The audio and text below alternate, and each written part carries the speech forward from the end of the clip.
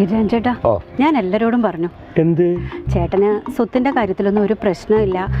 ഞാൻ പറഞ്ഞ ചേട്ടൻ എന്തും കേൾക്കുമെന്ന്.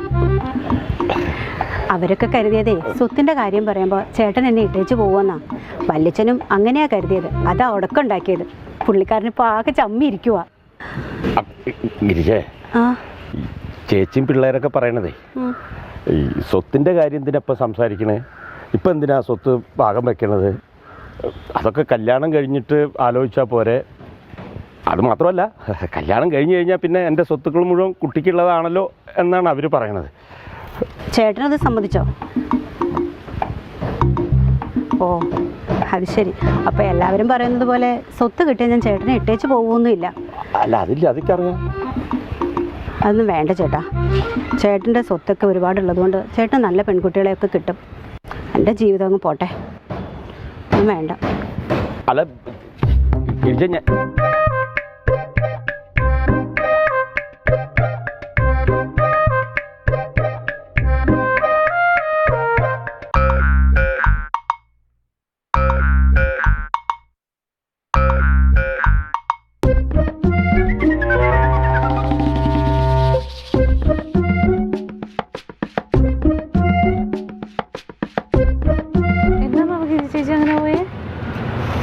പോയതിന് കാര്യമുണ്ടടി.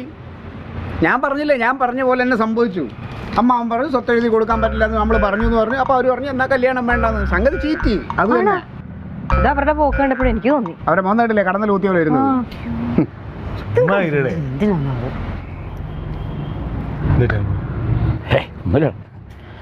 അമ്മ വിഷമിക്കണ്ടെന്നേ. അമ്മാവ് എന്ത് തീരുമാനിച്ചാലും ഞങ്ങൾ എല്ലാവരും കൂടെ ഉണ്ട്. ഞാനൊന്ന് ആലോചിക്കട്ടെ. ഈ കുഴിയിലേക്ക് കാല് നീട്ടിയിരിക്കുന്ന സമയത്തെ ഈ ചെറുപ്പക്കാരെ പോലെ ഓരോരോ വേണ്ടാത്ത തോന്നലുകൾ കണ്ട. കൊച്ചുമോള് വരെ വലുതായി. വേണ്ടായിരുന്നു.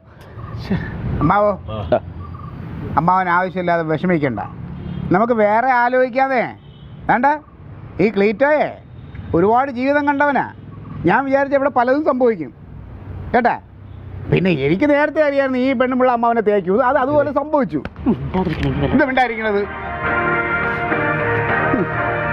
ഞാൻ എന്തെങ്കിലും സത്യം പറയുമ്പോഴേ ഉള്ളൂ കുഴപ്പം. ഹലോ, ആ ഗിരിജേ പറഞ്ഞോളൂ. എനിക്കെന്ത് പരിഭവം?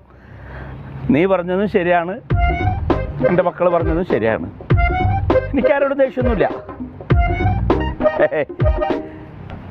ഏ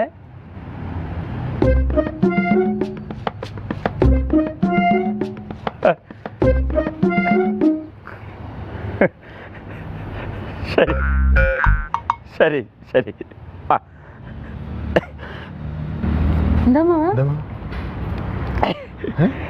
അവള് ഞാനങ്ങനെ പറഞ്ഞപ്പോൾ അപ്പോഴത്തെ ഒരു ദേഷ്യത്തിന് വെറുതെ അങ്ങനെ പറഞ്ഞാണെന്ന്. രാജേട്ടന് എന്താ ഇഷ്ടച്ചാ അതുപോലെ ചെയ്തോളാൻ.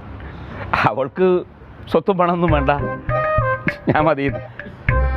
പിന്നെ ഒരു കാര്യം പറഞ്ഞു, കുടുംബങ്ങളെയൊന്നും പിണക്കാതെ എങ്ങനെ വെട്ടിച്ച് ചെയ്തോളാം.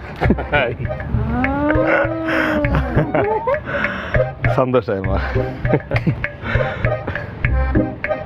അല്ലയോ, ഒരുപാട് ജീവിതം കണ്ട ആളല്ലേ? കൊള്ളാം.